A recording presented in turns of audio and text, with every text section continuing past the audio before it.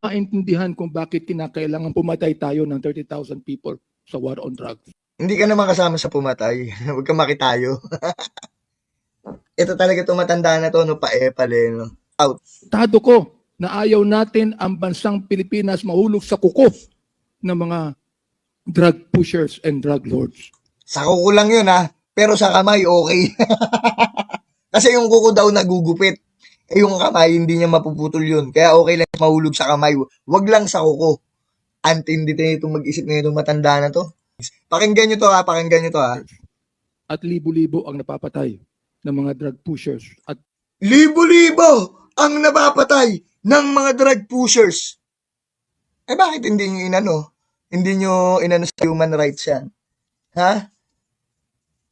Bakit nyo pinagtatanggol pa rin yung ano? Kung libo-libo pala yung napapatay ng drug pushers.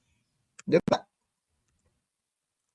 kung bakit kakaunti lang ang napapatay ng mga drug lords at drug traffickers at libo-libo ang napapatay ng mga drug pushers. Oh, libo-libo ang napapatay ng mga drug pushers.